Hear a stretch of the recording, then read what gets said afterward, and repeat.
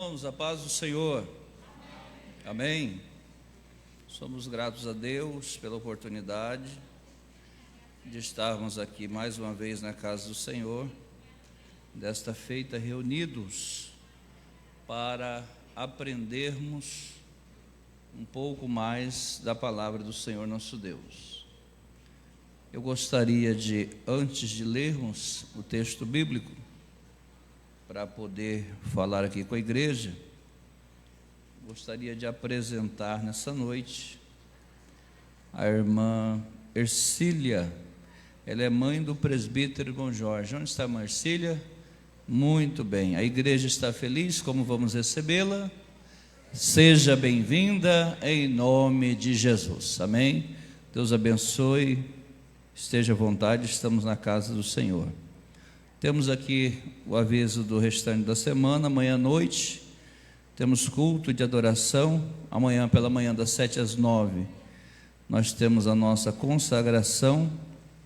Depois da consagração, os irmãos que puderem estar aqui, nós estaremos fazendo aqui um mutirão amanhã para terminar de colocar o rodapé, para estar também preparando os bancos. Vamos estar fazendo uma reforma nos bancos. O desejo do nosso coração era de colocar poltrona na igreja, porém, perde muito lugar. Então nós vamos estar almofadando os bancos para continuar tendo a mesma quantidade de lugar, mas assim trazer um conforto a mais para os irmãos, amém?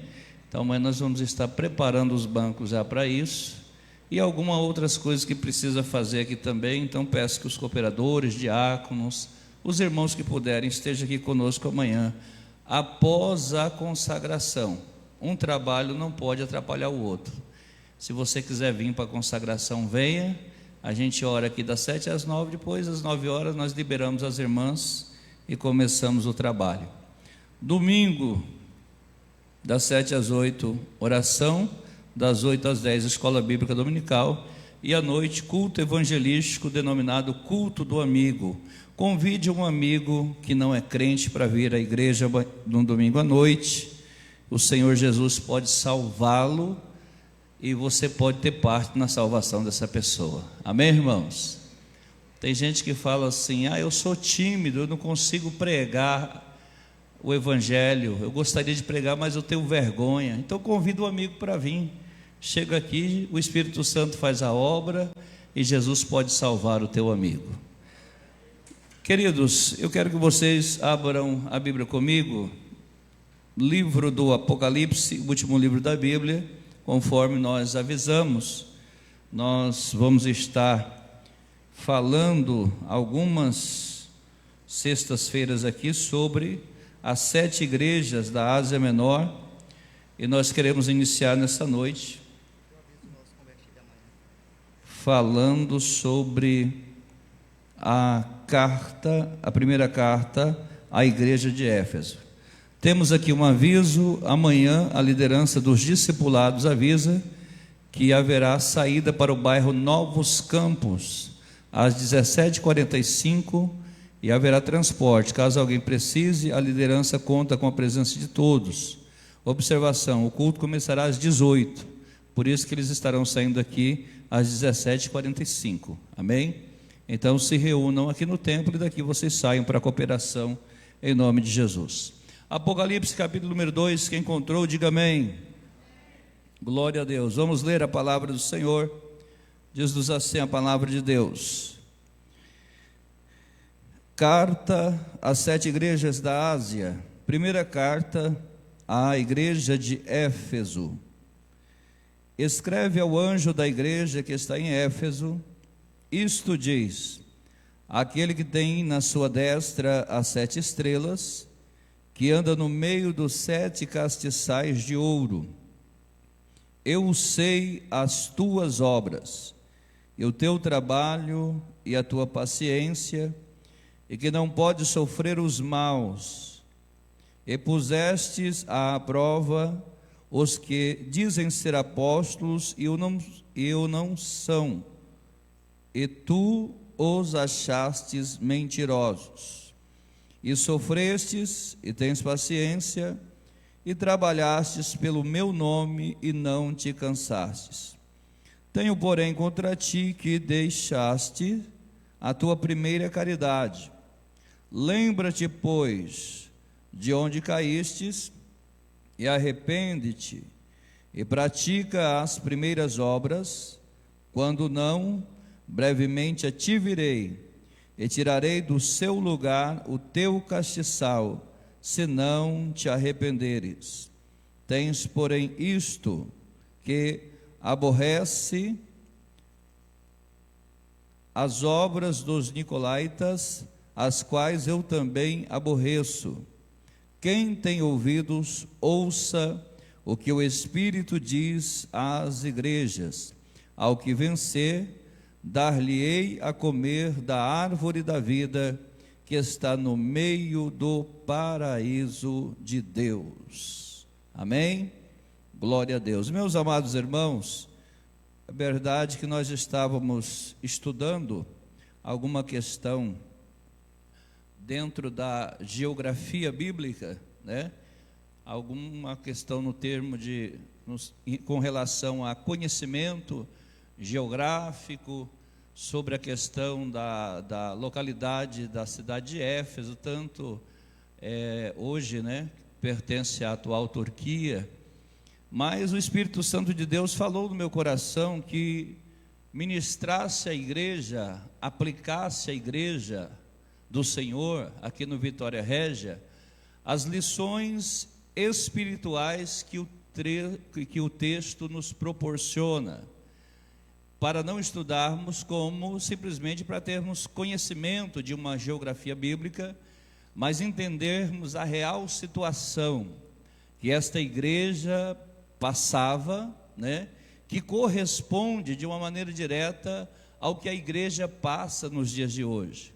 Há quem diga que a carta às 7 igrejas são 7 fases da igreja do Senhor Jesus na terra. Outros dizem que são 7 tipos de igreja, mas o certo é que com cada uma das 7 igrejas da Ásia Menor, nós temos lições que nós podemos extrair para o nosso cotidiano, para o nosso dia a dia, para que nós possamos assim aprendermos e crescermos um pouco mais, aprendendo da palavra do Senhor nosso Deus. Então, quando eu estava meditando acerca desta primeira carta, a cidade de Éfeso não era uma cidade qualquer, era uma cidade imponente, uma cidade grande, podemos assim dizer. Éfeso, ela era uma cidade que tinha, de certa forma, uma das 7 maravilhas, né, do mundo antigo, que era o templo da deusa Diana, e por conta disso era uma cidade portuária muito conhecida. Então, muitas pessoas passavam por ali. O evangelismo na cidade de Éfeso foi um evangelismo estratégico por parte de Deus. Paulo, quando ele faz a sua segunda viagem missionária, ele passa na cidade de Éfeso evangelizando, e juntamente com ele estava Áquila e Priscila, um casal que estava com ele, que quando Paulo se retira, esse casal fica dando continuidade à obra na cidade de Éfeso. E essa obra cresceu, essa obra expandiu, a igreja teve um crescimento extraordinário, a ponto de Paulo pensar que pela aprovação da sua primeira ida, o trabalho estava já confirmado na cidade de Éfeso. E com isso Paulo se retira, passa por ali um período de tempo, Paulo se retira e Áquila e Priscila continuam na cidade. É quando eles conhecem um homem grego por nome de Apolo, e eles pregam para Apolo e orientam acerca de Cristo, e Apolo agora começa a ser um grande pregador, não só em Éfeso, mas em toda aquela região circunvizinha, e trouxe um grande crescimento através da ministração de Apolo. Haja visto que Apolo era um grande orador, um homem muito usado por Deus. Então o crescimento da igreja de Éfeso, ela se deu em fases, e aí Paulo retorna, quando Paulo retorna na segunda vez até a cidade de Éfeso, ele já recebe, dado ao crescimento da igreja, como Éfeso era uma cidade muito religiosa, era uma cidade onde as pessoas, de certa forma, elas eram radicais no que se diz, no que se relaciona à religião.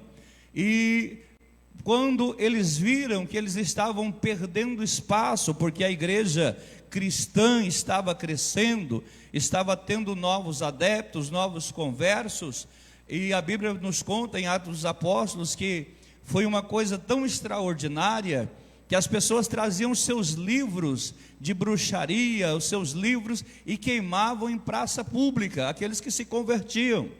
Então começou a ter um certo prejuízo financeiro na cidade, porque a cidade vivia de extorquir aquele turismo religioso. Eu não sei se os irmãos conhecem a cidade de Juazeiro do Norte, no Ceará. Tem alguém aqui que conhece? Juazeiro do Norte, no Ceará. Os irmãos ali atrás conhecem. Quando chega agora o mês de novembro, o centro da cidade fecha. São caravanas vindo de todos os estados do Brasil para Juazeiro do Norte. As chamadas romarias. E vem em caminhão de pau de arara mesmo, caminhão comum. Hoje o negócio está moderno, vem bastante ônibus, mas ainda vem os caminhãozinhos de pau de arara cheio de gente que vai para Juazeiro do Norte pagar promessa para Padre Cícero. Então quando você chega na cidade de Juazeiro do Norte, nós moramos em Crato, que as duas cidades são emendadas, o centro de Juazeiro do Norte fecha, não tem como se locomover, os carros não entram, somente pessoas a pé, e aquela loucura de pessoas, e é todo o mês de novembro daquele jeito, e ali se vende cícero de gesso, cícero de madeira, imagem de tudo quanto é jeito. É uma questão que as pessoas que chegam, que vão observar, vê que é uma questão de um turismo religioso. Não é tanto a questão de estar indo lá por uma questão mais de fé, não. As pessoas giram em torno do dinheiro que gira por esses dias. O comércio aumenta, muito óbvio isso, porque recebe uma grande quantidade de pessoas, automaticamente os comércios vendem mais. Então por aquilo ali você tira uma cidade que tem uma cultura de um turismo religioso e começa a ter prejuízo. Ou seja, as pessoas que agora se convertiam a Cristo deixavam de praticar as suas artes mágicas, como os irmãos sabem o que aconteceu lá em Éfeso, quando começou alguém que foi liberta, começou a dar prejuízo. Então agora Paulo já começa a sofrer retaliação, e por conta da cidade ser uma cidade que havia o turismo religioso, havia uma comunidade de judeus que não tiveram dificuldade de implantar os seus costumes judaizantes. Então observa bem, agora quando Paulo retorna, Paulo não é mais bem-vindo naquele lugar. Por quê? Porque as pessoas começaram a olhar diferente. Esse aí é o perturbador, esse camarada está mudando a história da nossa cidade, está mudando a situação. Aí veio uma grande perseguição. E deixa eu dizer uma coisa para os irmãos, grande parte dessa perseguição veio por conta dos judeus que já moravam em Éfeso, e muitos deles foram hostis com Paulo, a ponto de querer até mesmo apedrejá-lo, e Paulo teve que, na sua segunda vez, fugir da cidade de Éfeso. Porém, o evangelho já estava sendo plantado naquele lugar. Então é muito interessante a gente ter esse entendimento, porque quando você chega, tudo isso está em Atos dos Apóstolos, quando você chega lá em Apocalipse e vê o Senhor falando com uma igreja lá, que compunha uma das 7 igrejas da Ásia Menor, então é interessante entender o porquê que Deus está falando com essa igreja. Então vamos lá, observa bem, o capítulo de número 2, versículo de número 1 diz assim: escreve ao anjo. Deus, quando fala com João, primeiramente Deus fala assim: João, escreve ao anjo. Quem é o anjo da igreja? Quem é o anjo da igreja? Escreve ao pastor da igreja de Éfeso. Escreve. Por quê?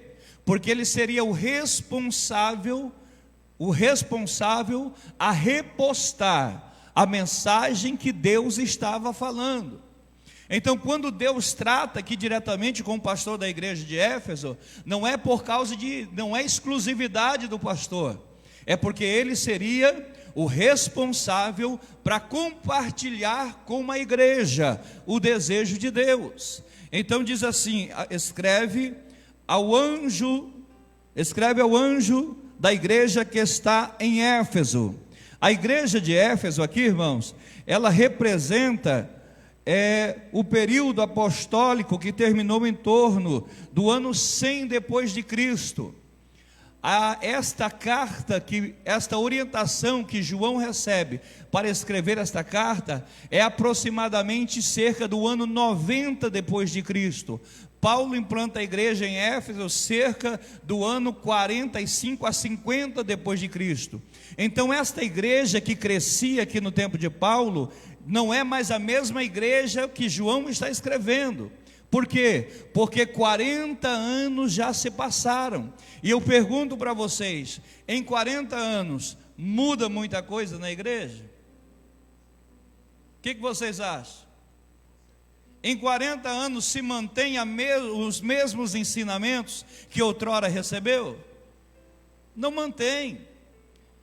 Principalmente em uma cidade grande, uma cidade portuária, uma cidade que não era uma metrópole, era uma megalópole. Éfeso era uma cidade muito grande. Então 40 anos se passaram. Então quando João está aqui usado por Deus, transmitindo esta mensagem, as coisas estavam bem diferentes do tempo de Paulo. E é por isso que ele diz assim: escreve ao anjo da igreja que está em Éfeso. Isto diz aquele que tem as 7 estrelas na sua mão direita. Quem são as estrelas que estão na mão direita aqui? Volte para o capítulo 1 e leia o versículo 20. As 7 estrelas. Eu quero que vocês participem, viu? É culto de ensino. Apocalipse 1 e 20. 1 e 20.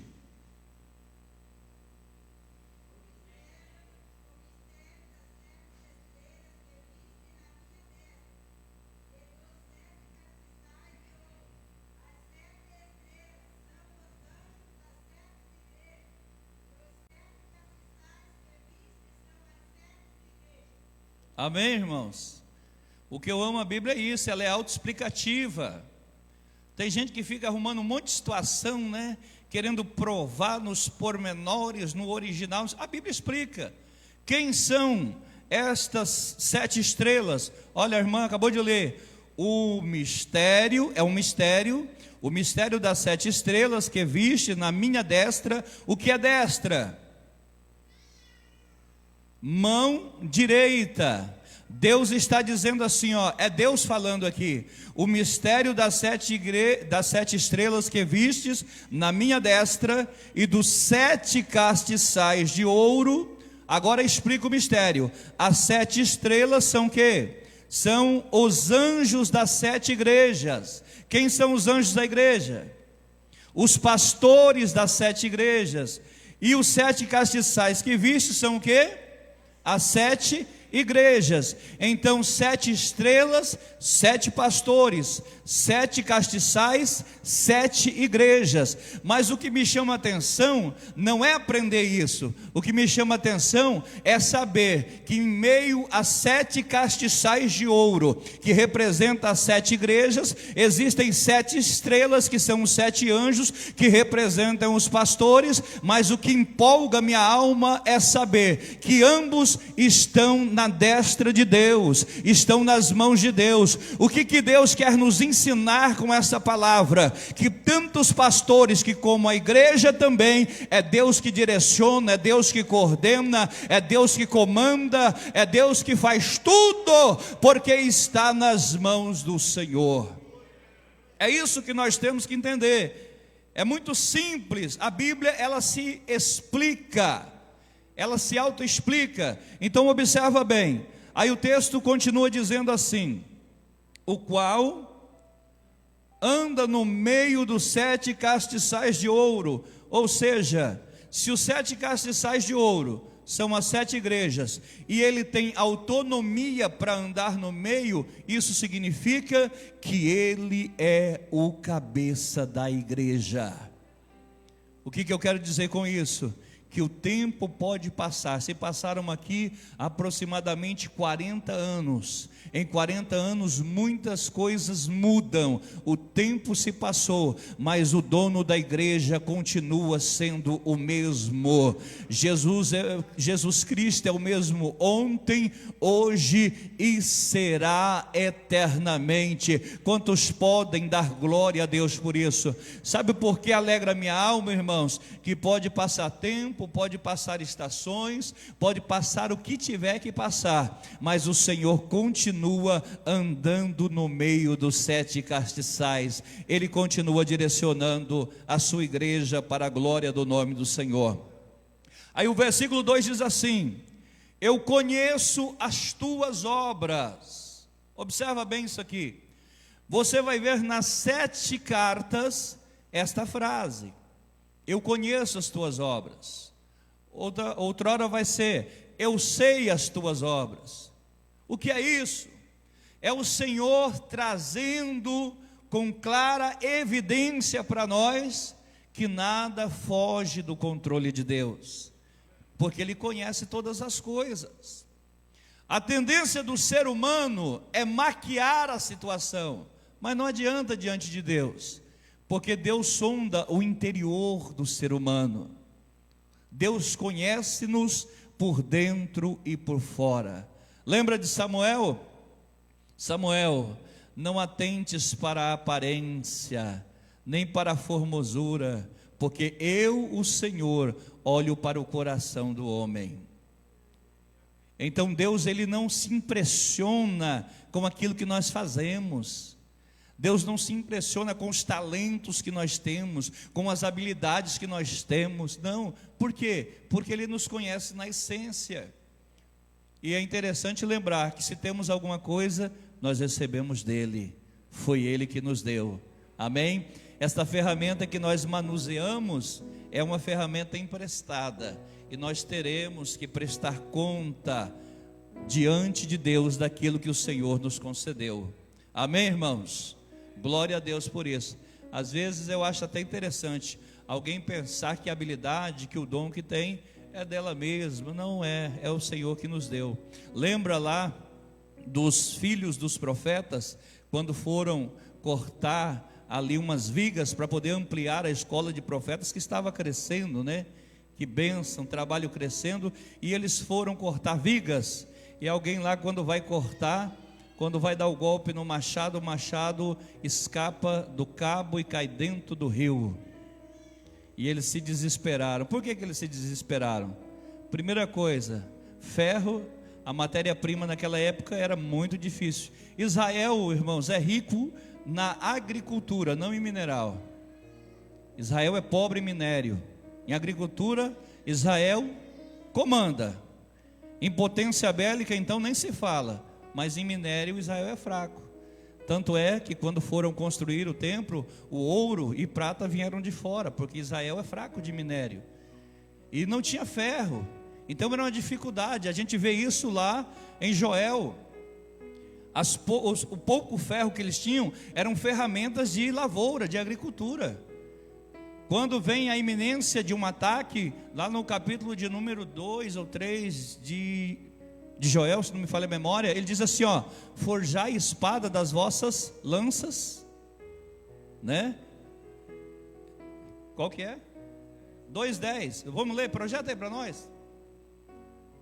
Joel capítulo 2, versículo 10. Olha só. Não é esse não. Vê se é 3:10, vamos olhar. Diz assim, ó: forjar a espada das vossas... Isso, 3:10. Ô irmão Edson, deixa que eu leio aqui, fica mais fácil para os irmãos ouvir lá. Olha só, o que eles tinham em mãos? Eles tinham em mãos enxadas e foices. O que era? Segura um pouquinho. Eles tinham enxadas e foices. Enxada e foice é arma de guerra? É o que?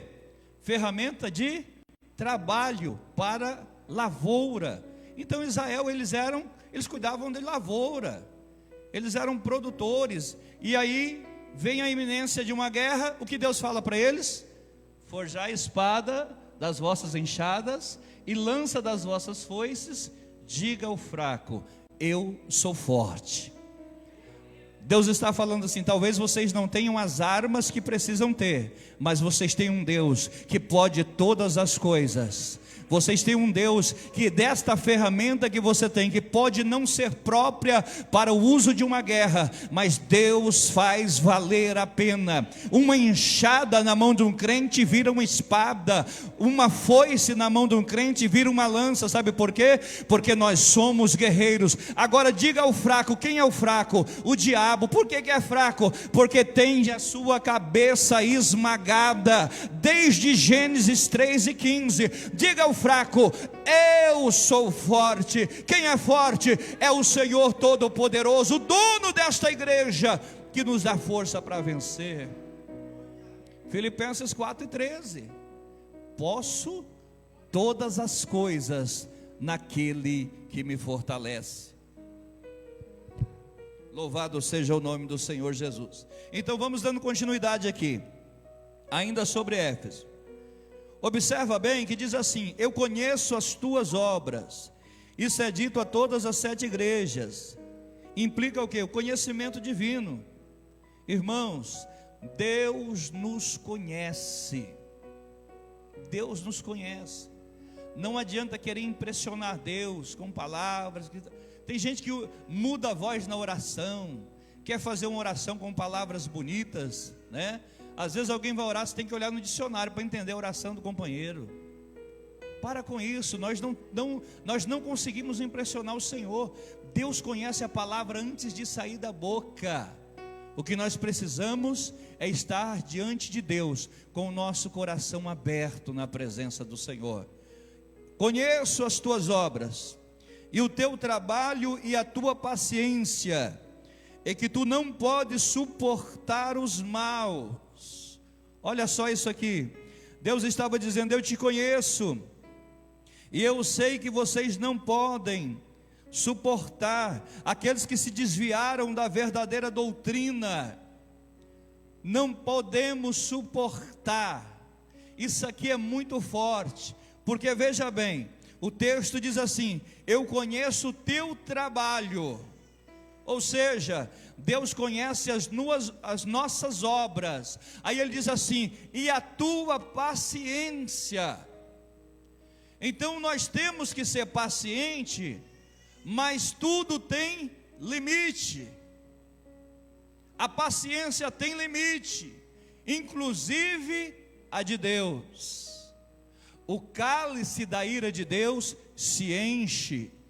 Tem gente que brinca, tem gente que engana, tem gente que vai pecando, vai escondendo, e está enchendo o cálice da ira de Deus. E no momento que ele entorna, no momento que ele vira esse cálice, meu irmão, aí não tem mais nada o que fazer, não tem mais nada. Então o Senhor está dizendo, olha, eu conheço o teu trabalho, eu sei as obras que você pratica, eu sei da paciência que tivestes, tentando suportar os maus.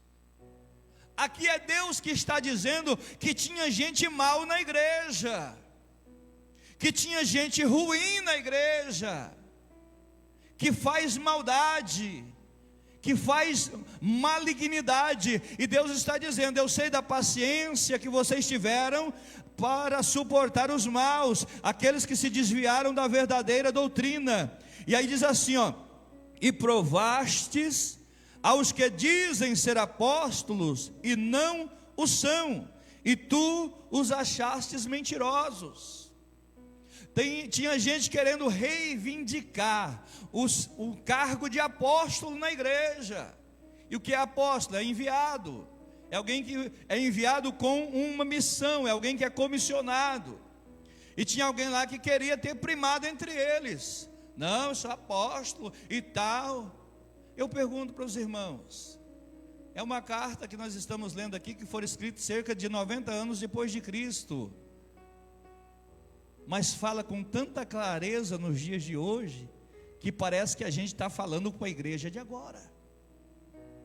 Quantas pessoas que querem ter primado, quantas pessoas que querem, como eu ouvi esses dias alguém dizer, que subiria a qualquer custo.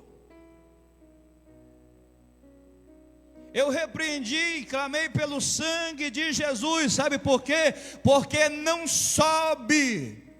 Pode ser favorecido por alguém, pode dar presente, pode puxar, quase que eu falo uma palavra pejorativa, pode fazer o que quiser fazer, mas o dono da igreja é aquele que anda no meio dos 7 castiçais. Ele não é comprado por dinheiro, ele não é comprado por presentes, não, Senhor. Ele que coordena a igreja, e aqueles que dizem que são, mas mentem, o Senhor desmascara e coloca por terra. Às vezes alguém quer ajudar o seu pastor, com boa intenção, é chamado de chaveirinho do pastor. Rapaz, a pessoa só quer ser, não é isso, pastor Gelson? É o chaveirinho, encostou lá, ó, quer posição, quer não sei o quê, e a pessoa tem boa intenção. E às vezes a pessoa, como disse o cidadão, quer subir a qualquer custo. Não, irmãos, o Senhor Deus não permite isso. E deixa eu dizer uma coisa, assim como Deus falou para a igreja de Éfeso, Deus está ministrando nos nossos dias. Deus é especialista em saber quem tem e quem não tem, quem é e quem não é. Não adianta ficar de aparência, não. O Senhor é aquele que revela o oculto e o escondido, e quem usa de engano não permanece na casa do Senhor. É a Bíblia que diz. E observa bem, quando diz aqui, e provaste aos que dizem ser apóstolos e não o são, e tu os achastes mentirosos, apresenta o caráter são da doutrina dos crentes de Éfeso. Os crentes de Éfeso, eles tinham um caráter doutrinário sadio. Sadio, por quê? Porque eles colocavam à prova. Não é pessoa que é levada por causa de uns pulos, não. Tem gente que às vezes o camarada vem, os de fora, né? Graças a Deus que aqui a gente não tem isso, na nossa congregação.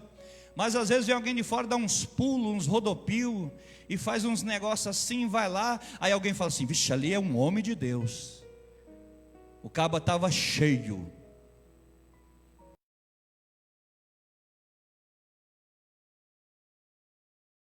Eu sei que foi forte. Que isso, irmão? Que isso?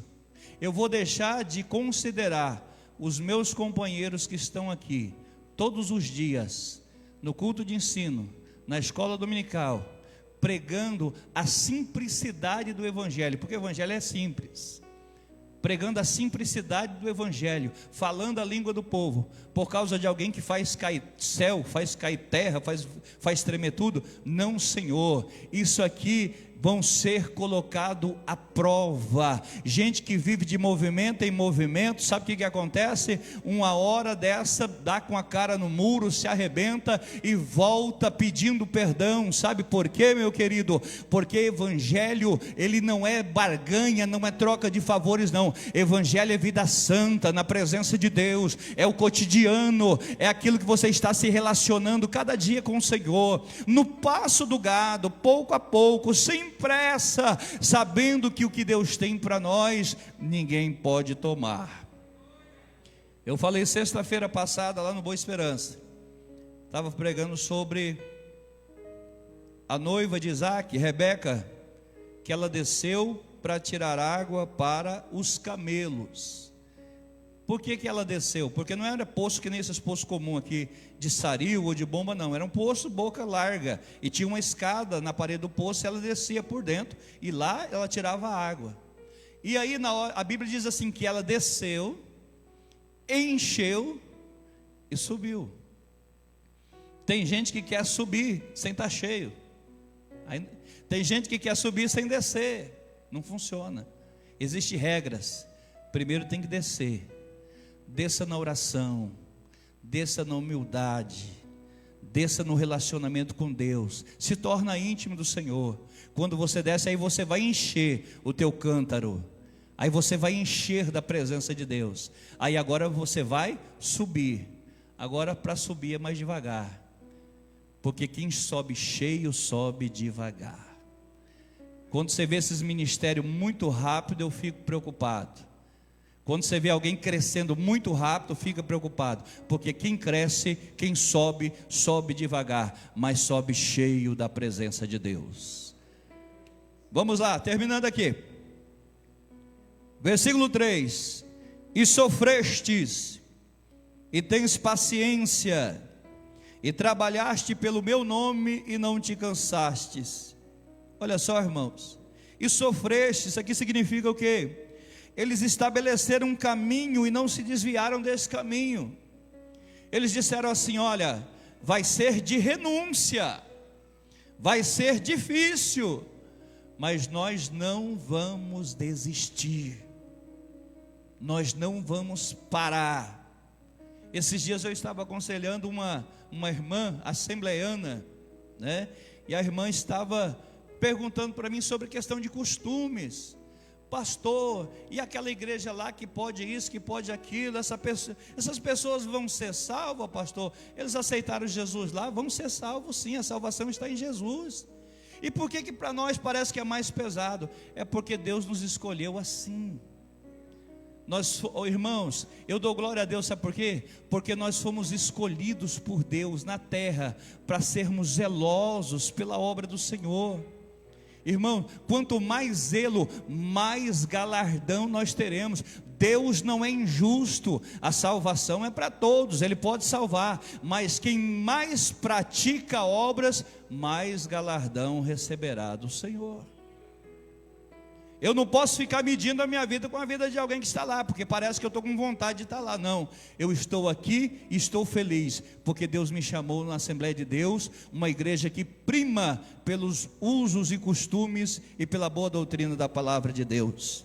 Então observa bem: sofrestes e tens paciência, ou seja, continuavam a crer quando as coisas não iam bem.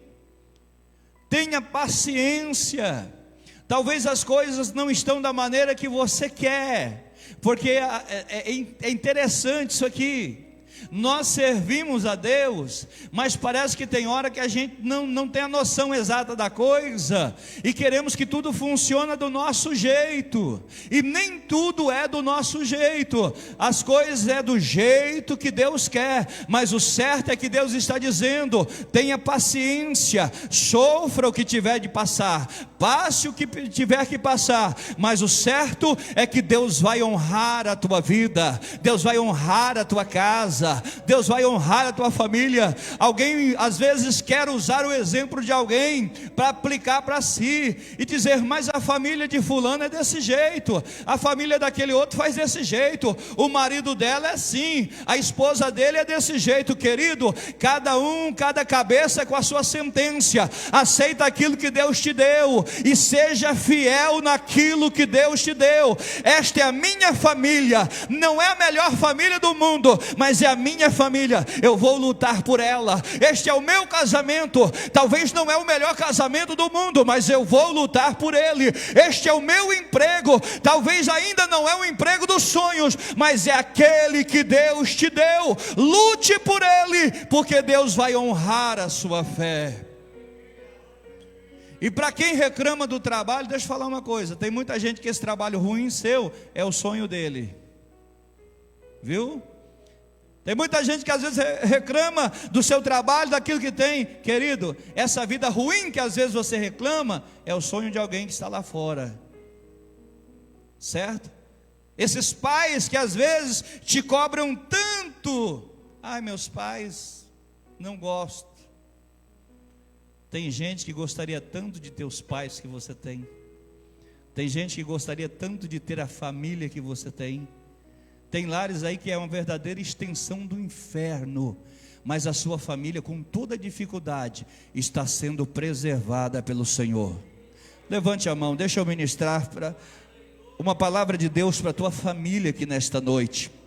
Deus está te contemplando. Deus sabe exatamente do que você está passando por esses dias, e Deus nesta noite me usa como profeta de Deus para te dizer: tenha paciência, sofra, mas sofra calado. Deus está entrando com providência em teu favor.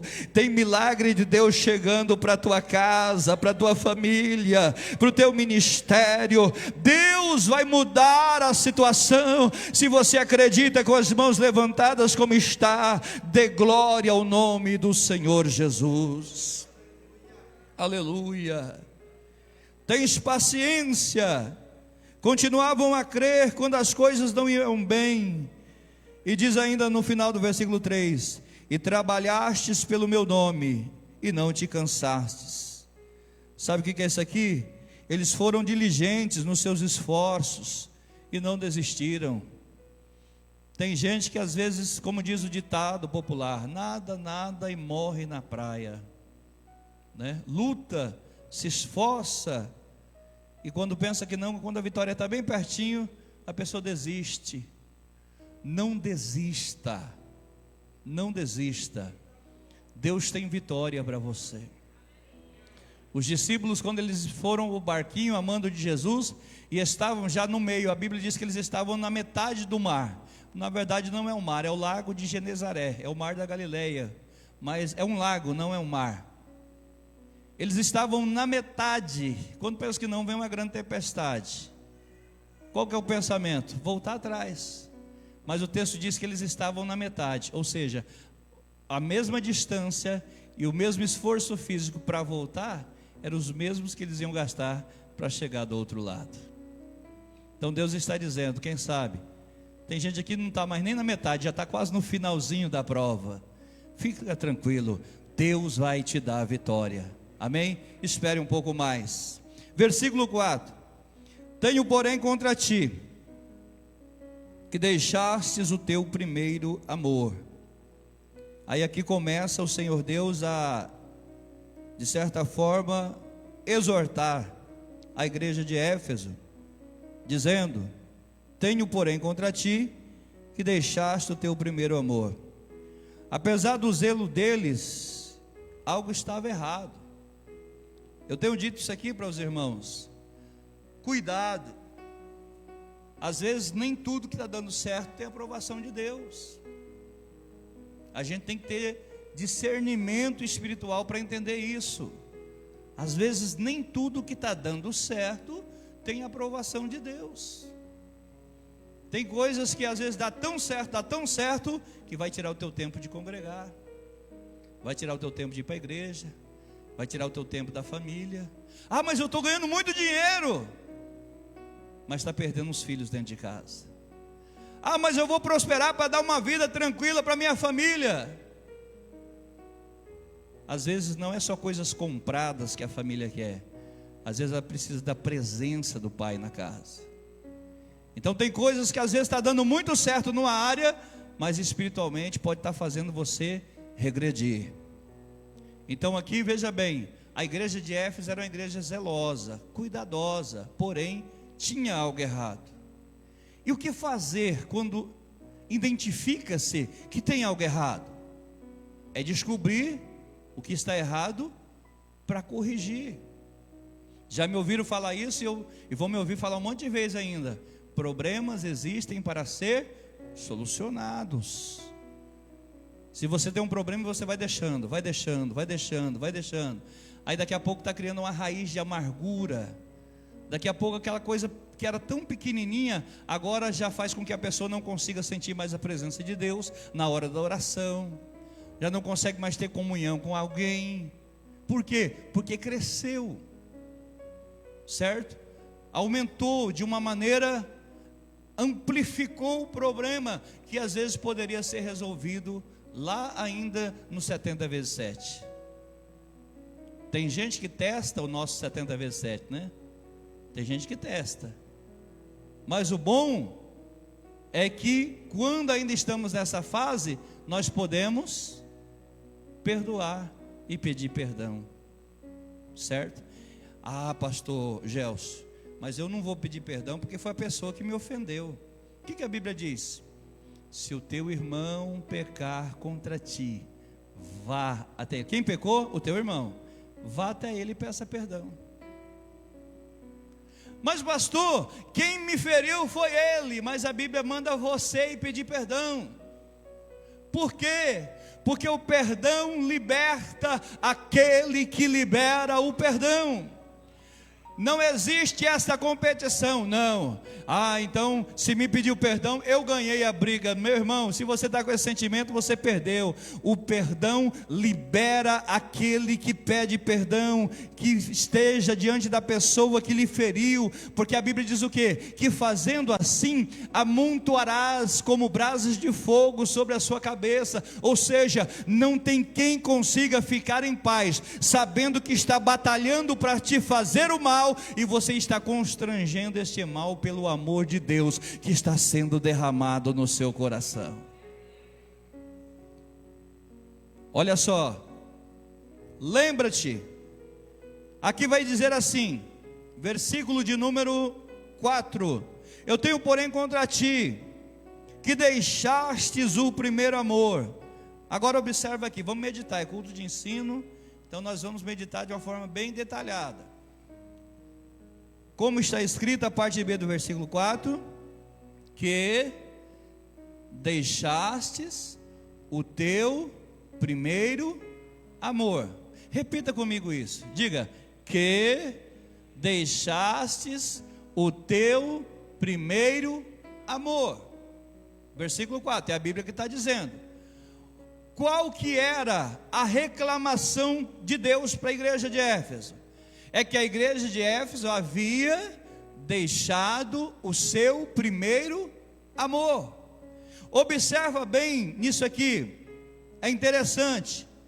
Eles não haviam perdido o primeiro amor. Existe uma diferença. Uma coisa perdida, você não sabe aonde está. Uma coisa deixada, você sabe aonde você deixou.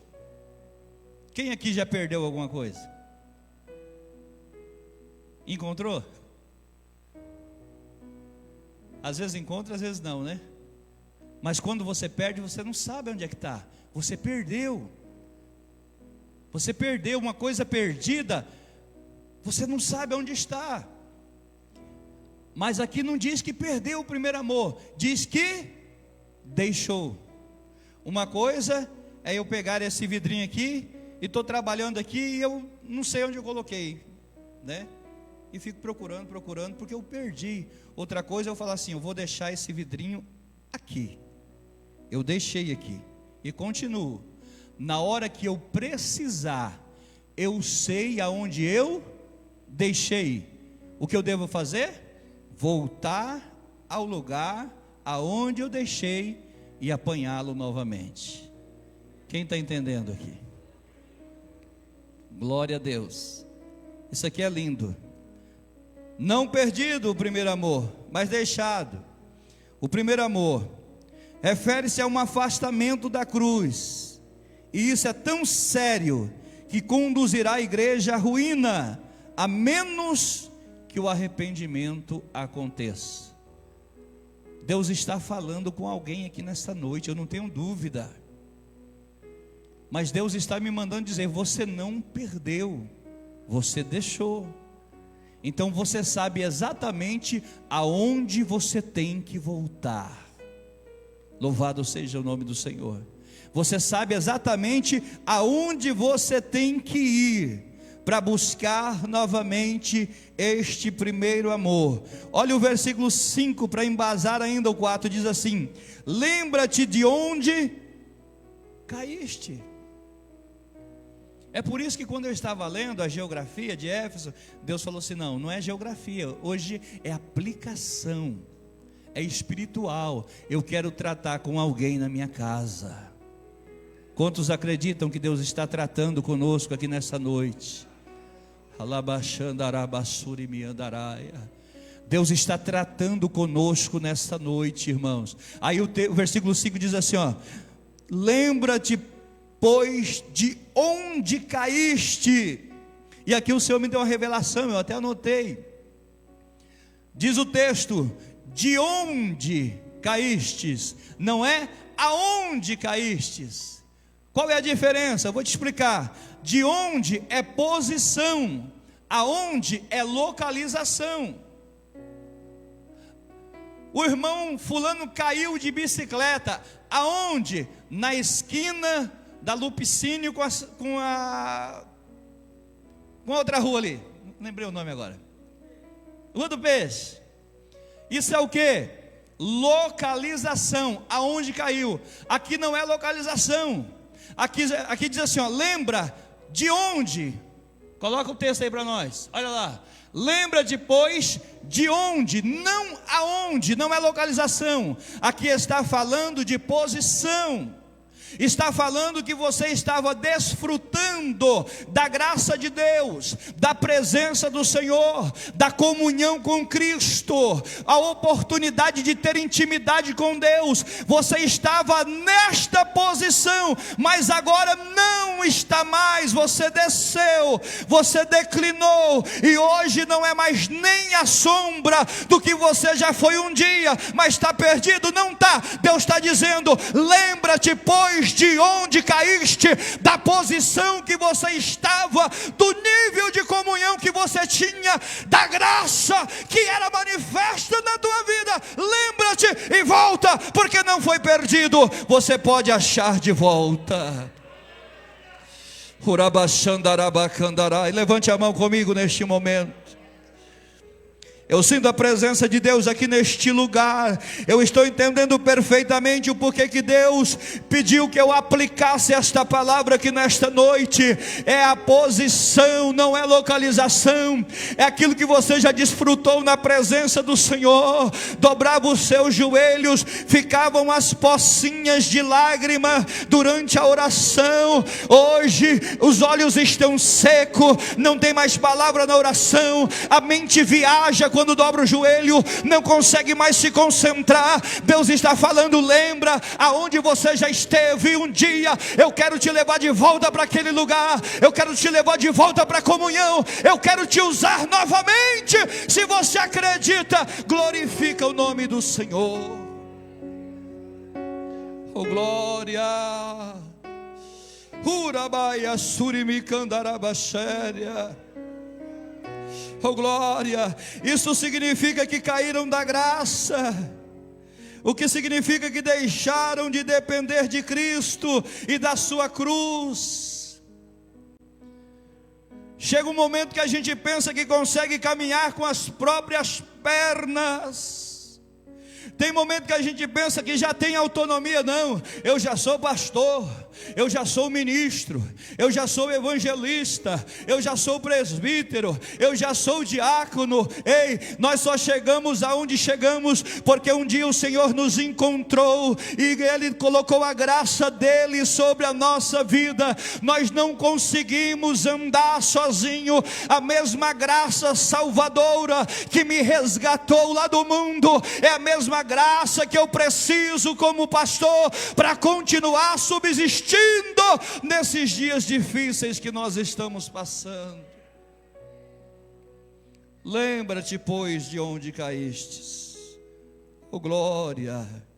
Leia para nós, por favor, Gálatas capítulo 5, versículo 4.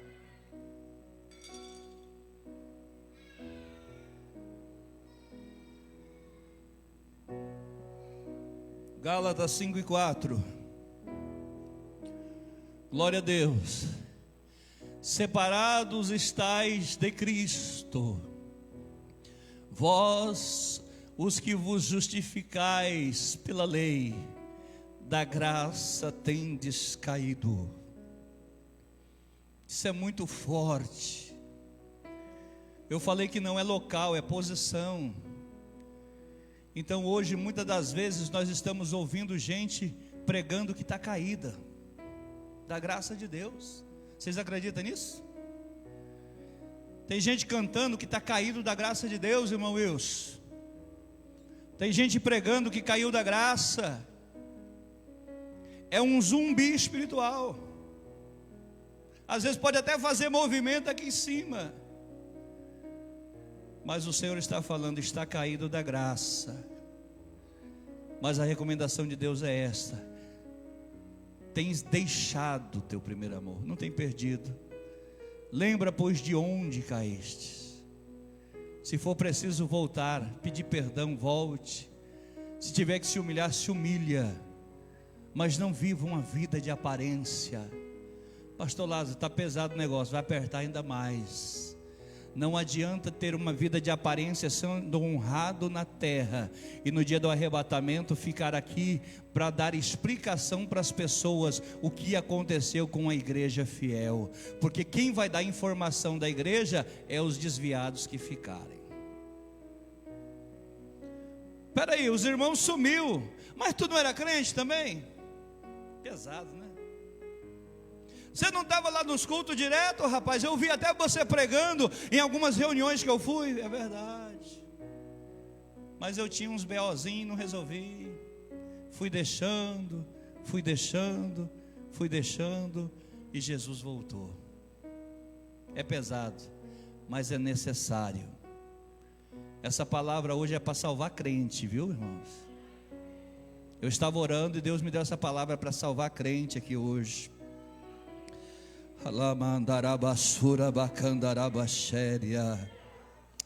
Oh glória. A parte B do versículo 5 diz assim, ó: arrepende-te e pratica as primeiras obras. O que é isso? Volta para a cruz. Volta para ser aquele menino que você era ainda novo convertido, né? Não, agora eu já sou maduro. Agora já tenho experiência. Aí o texto ainda diz assim, ó: quando não, virei brevemente a ti, e tirarei o teu castiçal do teu lugar, se não te arrependeres. Agora aqui é forte. Falei que o negócio ia apertar. Isso aqui é Deus falando. Olha só: arrepende-te, pratica as primeiras obras, volta para a cruz. Quando não, se não acontecer isso, virei brevemente a ti, tirarei o teu castiçal do teu lugar, se não te arrependeres. No começo aqui nós aprendemos que castiçal é o quê? Castiçal é o quê? Igreja.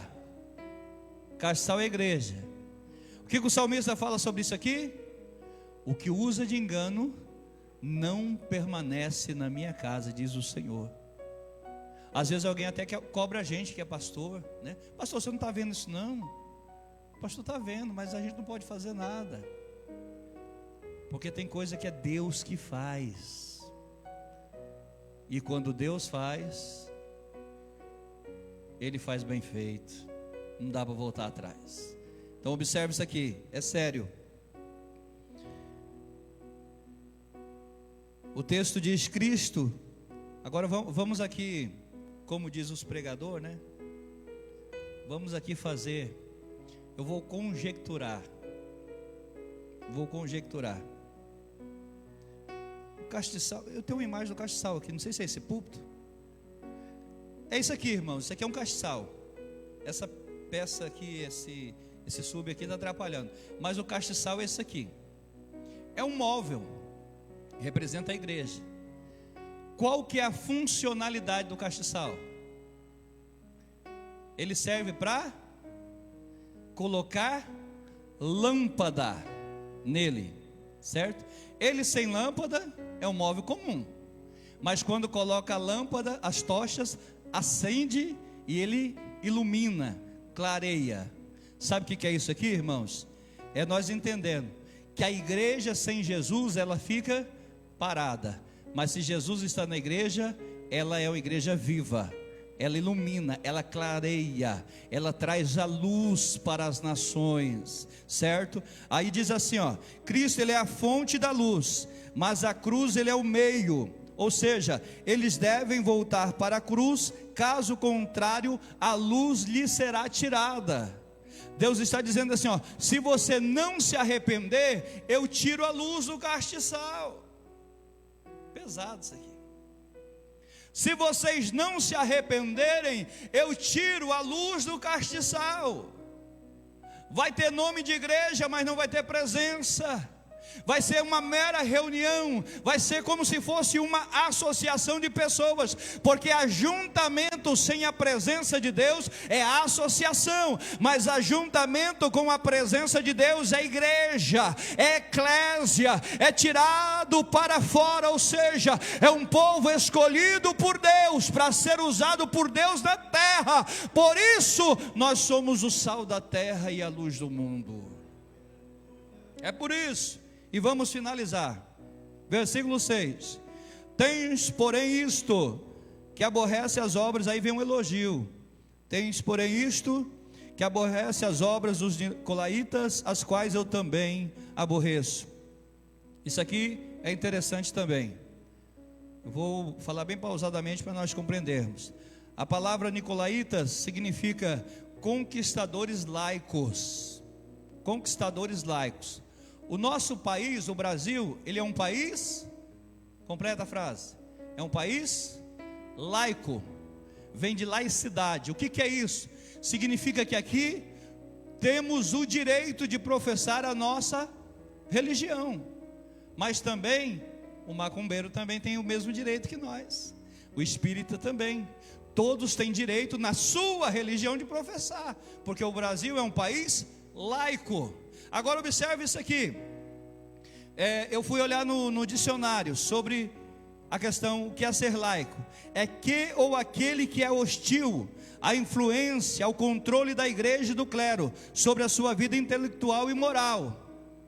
O laico, pastor Gelson pode falar assim, eu sou laico, ou seja, eu não aceito a influência de uma outra religião, porque eu já tenho a minha, é um direito dele, intelectual e moral, certo? Mas olha o que estava pesando na igreja de Éfeso, olha o texto, tens porém isto, que aborrece as obras dos nicolaítas, as quais eu também aborreço. A palavra nicolaíta significa conquistadores laicos. Sabe o que é isso? São os pregadores que estavam dentro da igreja de Éfeso, que exploravam as pessoas em vez de desenvolvê-las espiritualmente. As oportunidades que nós temos aqui de falar a palavra de Deus, quando nós conquistamos alguém que deixa a sua religião, alguém que é espírita, alguém que é católico, alguém que é umbandista, deixa a sua religião e se converte a Cristo através da nossa pregação, nós estamos desenvolvendo esta pessoa à luz, nós estamos desenvolvendo ela espiritualmente. Esses conquistadores laicos, o que eles faziam? Eles ministravam, de certa forma, aprender a consciência das pessoas, para usurparem delas, para tirar proveito delas. Eu pergunto, isso é coisa da igreja de Éfeso, ou não acontece nos dias em que nós estamos vivendo? Tem igreja por aí, vendendo rosa ungida. Irmãos, eu vou falar aqui que estou sendo transmitido pela internet. Deixa eu dizer uma coisa: se Cristo não mudar o teu casamento, a tua vida conjugal, não vai ser uma rosa ungida que vai mudar. Não adianta colocar sal grosso atrás da porta. Não adianta comprar chapéu para ser abençoado. Sabe o que é isso? Conquistadores laicos, usurpadores da fé, pessoas que estão barganhando um evangelho para tirar proveito próprio. Não estão pregando a cruz, não estão pregando a salvação em Jesus. Mas nós viemos aqui nesta noite para dizer que as obras dos nicolaítas vão cair por terra, porque maior é o que está conosco. Jesus é aquele que anda no meio dos 7 castiçais. Oh, glória a Deus. E para terminar, 1 minuto. Quem tem ouvidos, ouça o que o Espírito diz às igrejas. O Espírito Santo está dizendo que a igreja deve voltar para a cruz. Ao que vencer, dar-lhe-ei de comer da árvore da vida, a qual está no meio do paraíso de Deus. O cristão só pode ser um vencedor quando ele coloca a sua fé exclusivamente em Cristo e na cruz, o que dá liberdade de ação ao Espírito Santo, para ele poder operar no nosso meio. O horário nos manda parar, irmãos, e nós paramos por aqui. Fica de pé comigo, por favor. Glória a Deus. Eu tenho nesta noite que orar por alguém. E o evangelho que nós pregamos não é um evangelho que constrange, que envergonha. É um evangelho que liberta. Se você voluntariamente ouviu a voz do Senhor e precisa nesta noite receber esta oração, saia do teu lugar, vem aqui na frente. Eu quero orar por você. Pastor, é culto de ensino, né? Eu não vou fazer movimento aqui não. Fica tranquilo, viu? Se tiver algum movimento aqui é do Espírito, não é nosso. Mas eu quero ministrar uma bênção de Deus na tua vida. Você que precisa voltar a buscar algo que você deixou para trás, se lembrar de alguma situação, e você que quer melhorar na presença de Deus, vem aqui na frente, eu quero orar pela tua vida. Talvez você tenha desejo de fazer a obra do Senhor, mas por conta de algumas situações que aconteceu, você se acha indigna ou indigno. Mas o Senhor está dizendo: eu posso renovar as suas forças nessa noite. Aleluia, louvado seja o nome do Senhor. Estenda as mãos para cá, igreja, vamos orar por esses irmãos. Senhor nosso Deus e nosso Pai, na tua presença nós estamos reunidos aqui nesta noite, Senhor. Nós queremos te louvar. Uraia, manto, urabaxéia, urabacanto, rimiandarabassuri, miandaraia. Deus, nós te louvamos pela oportunidade de estarmos na tua casa, na tua presença, para ouvirmos a tua voz através do teu Espírito Santo nesta noite. Senhor, aquilo que nós precisamos melhorar, nós queremos melhorar. Às vezes não temos força para resistir, Senhor, mas nós queremos mudar. Neste momento o teu Espírito nos conduz a algo que precisamos, algo que nós deixamos para trás, mas nós não perdemos. Deus, em nome de Jesus, nesta noite eu te peço, restaure a vida da tua igreja, Senhor. Nós não queremos ser castiçal sem luz. Nós não queremos ser simplesmente uma aglomeração de pessoas. Nós queremos, como igreja, ser organismo vivo aqui na terra, cheio da tua graça, da tua glória, da tua presença. Meu Deus, através do teu Espírito Santo, vai renovando as vidas aqui nesta noite, Senhor. Vai renovando a vida dos meus irmãos aqui nesta noite. Aqueles que ouviram a tua palavra, aqueles que sentiram a tua presença, o teu Espírito nesta noite está impelindo, está dizendo: eu quero te usar, eu preciso te usar. Urabaxandarabacandaраia. Deus, em nome de Jesus, nós neutralizamos toda obra contrária. Deus, em nome de Jesus, nós neutralizamos todo pensamento infrutífero das trevas, e nós queremos decretar, Senhor, a vitória da tua igreja, a vitória do teu povo, Senhor. Pai querido, a tua palavra nos diz: quem tem ouvidos ouça o que o Espírito diz às igrejas, e nós temos ouvido a sua voz aqui nesta noite. Rei da glória, fica conosco, Senhor, e nos abençoa. É o pedido que nós fazemos nesta noite, em nome de Jesus, amém. Graças a Deus. Estenda suas mãos. A graça de nosso Senhor e Salvador Jesus Cristo, o amor de Deus nosso Pai, a comunhão e as consolações do Espírito Santo sejam com todos vós. Todos digam Amém. Deus os abençoe em nome de Jesus.